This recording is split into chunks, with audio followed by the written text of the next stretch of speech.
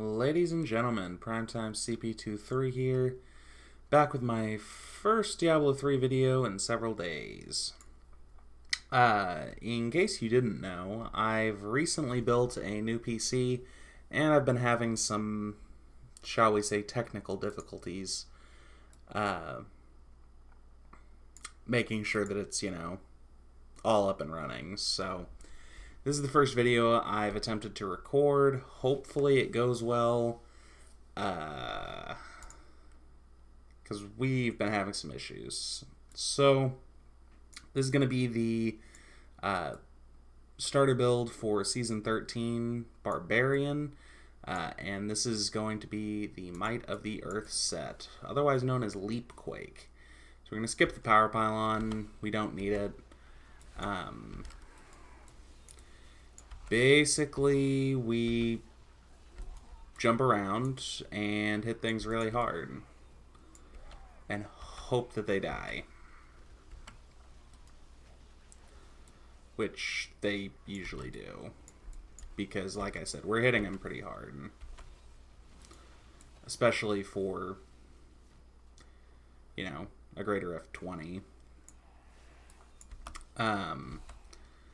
Barbarian has actually got a pretty decent starter set. The Might of the Earth set got a pretty good buff in patch 2.6.1. And as you can see, stuff just continues to die after you've already landed. Your single target damage is a little weak. There's no doubt about it. But, of course, as you continue to get more gear and level up more and more, your single target will get a little better, especially with lower level GRs like this. Fun fact about the Might of the Earth set is over a year ago, or right at a year ago, in Season 10, I actually made a Might of the Earth speed farm build guide, and that was my first video that got over 100 views. So, if it weren't for that video doing as well as it did, I probably wouldn't still be making YouTube videos. So this build, even though it's not my favorite build, will always hold a special place in my heart, So that should just about wrap it up. There we go. There's the GR20 clear. Level up these gems real quick.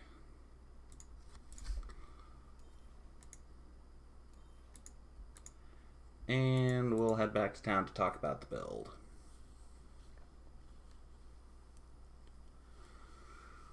So, as you can see here, as always, we've got the 4-piece bonus for the Might of the Earth set. Not terribly optimized gear, but it could be much worse. As for the rest of our gear, we're using all rare items for, marquee level gems only. No Paragon or legendary gems. In this case, we are using a two-handed mighty weapon, which is pretty exclusive to Barb, of course. But this one, as you can see, does not even have a strength roll on it, so it's really not very good.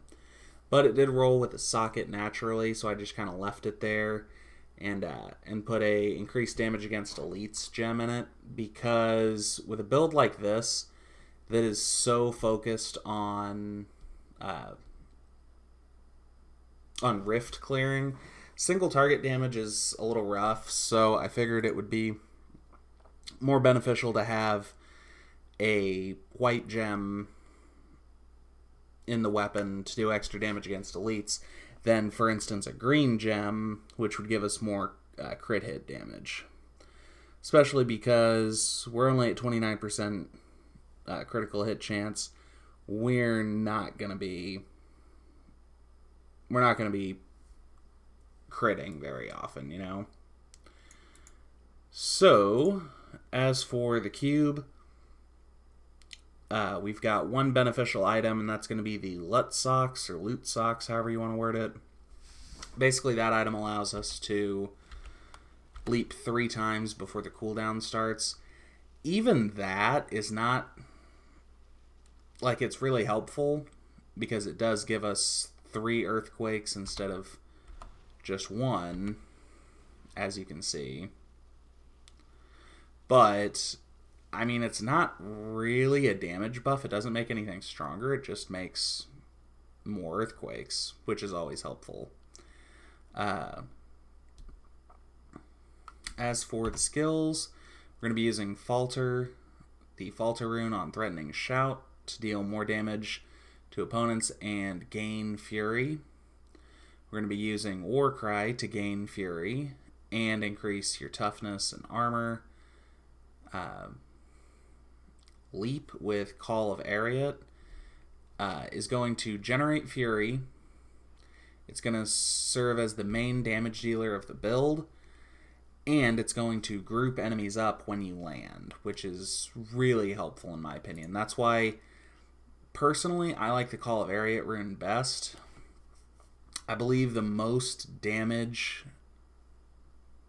is going to come from the Death from Above rune, but personally I like Call of Ariat.